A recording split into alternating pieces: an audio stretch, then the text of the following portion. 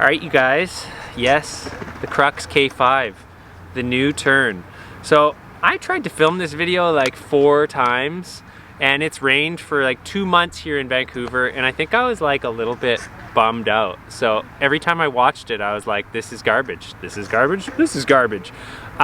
Maybe this one will be okay. We're not off to a good start though, I can tell you that much. Anyways though, yeah, the Crux K5. So these have been heavily marketed these days. Why? Because they're new and they have a new turn. So I'm gonna really quickly try and summarize and remember some of the things that are new. So apparently they have way stronger axles. They have, at least on this one, they have an inverted kingpin. They also have a regular model, I think. They have redesigned the pivot cup, which is good news because the pivot cup was definitely one of the major failings of the K4. And they've changed the geometry a little bit. So apparently it's a little bit closer to an Indy. So the real question is, do these actually turn any better and feel any better? All right, so right away when I first got on these, I didn't feel like going like this anymore, which is how I felt with the K4s. I usually ride Indies and those are a pretty surfy, turny truck. And then the K4s, just like, you'd lean on them, but they wouldn't go anywhere, at least not in the first bit of my turn. And that really bothered me. So these, on the other hand, do actually turn, and they do actually start turning right away. But I do have good news for like old faithful Crux K4 riders. They're not so different. Like the turn isn't so much dramatically better that you're not gonna enjoy riding these anymore. Because, I mean, it doesn't matter how much or how little something turns, you get used to whatever it is you ride, and if it changes too much, it throws you off. So I would put these, the new turn, in line with something, say like a Venture High, which is, for me, well within the acceptable range. So when I jumped on these, I thought the turn was actually pretty good. Okay, so in terms of the bushings, Crux is actually well known for their bushings. Like there's a lot of Ace riders that'll swap their brand new Ace bushings out for Crux bushings. Now I couldn't really tell you why, because to me they feel pretty similar. They both take a while to break in. So I found that if I had these at the looseness that I like, which is like a medium, I wasn't actually able to get the full turn, which means the bushing needs to break in a little bit more. If I had them loose enough to be able to get the full turn and actually get a bit of wheel bite, they felt really wobbly to me. So the bushings will take you a little bit to break in if you get them. All right, next up, in terms of the grind, one of the things I notice about these is they're a really narrow truck. So that's gonna make them really light, but because they're so narrow here, 2 things are gonna happen. One, I think they're gonna wear down quite a bit faster than something like an Indy. And I also think that because they're so narrow here, they're gonna catch on like a really chunky ledge a little bit more. Now I ground a bunch of stuff on these and they did feel fine. So it wasn't a big problem, but I was just a little more leery. Say if there's like, you know, a joint in between 2 pieces of marble, or if you got a construction joint in the concrete, or it's just a really crunchy ledge, like I was just a little more wary. The more ground down they get, the better that'll become though, because there'll be more surface, making it harder to catch in something. But they're definitely like very thin here.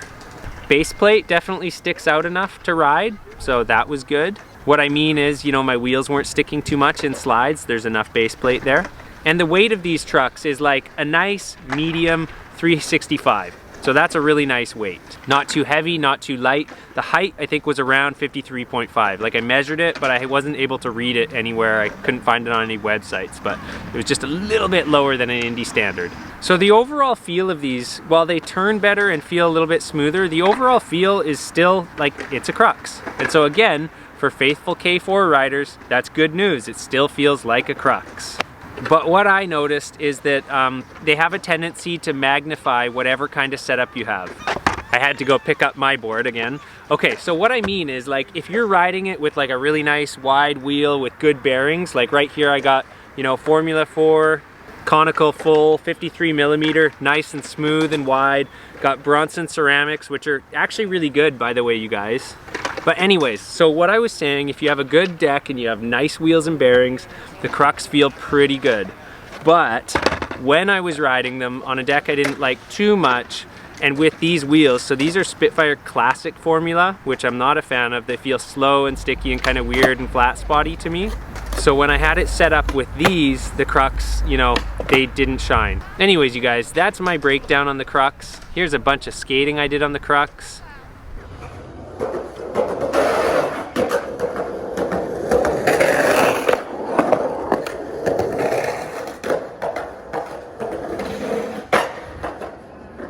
We good.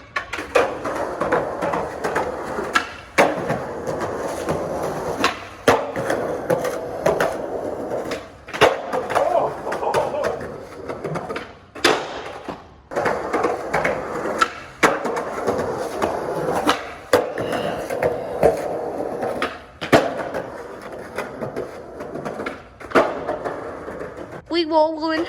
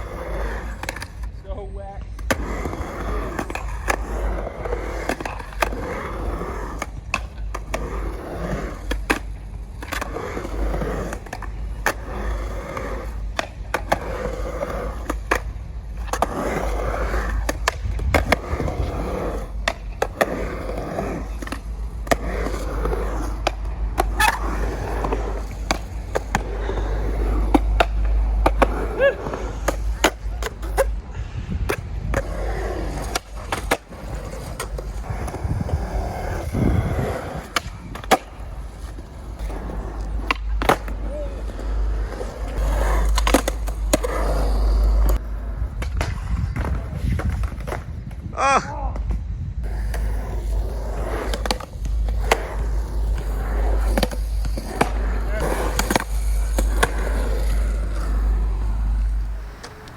There was a bunch of skating I did on the Crux. Yeah, hopefully I get home and find this footage all acceptable, because this literally is like the 5th time I've set up and filmed this. I've had these since July. Anyways, you guys, yeah, I'm done. If you're looking for the Crux K5, hopefully this helps you decide whether you are or aren't going to get them. Yeah, that's all. That's the video. It's over, and I'm gonna go because I have adulty things to do. And maybe instead of watching YouTube videos, you should go do those adulty things you have to do. I know you're sitting on the toilet. Okay, thanks for watching, you guys. Till the next video.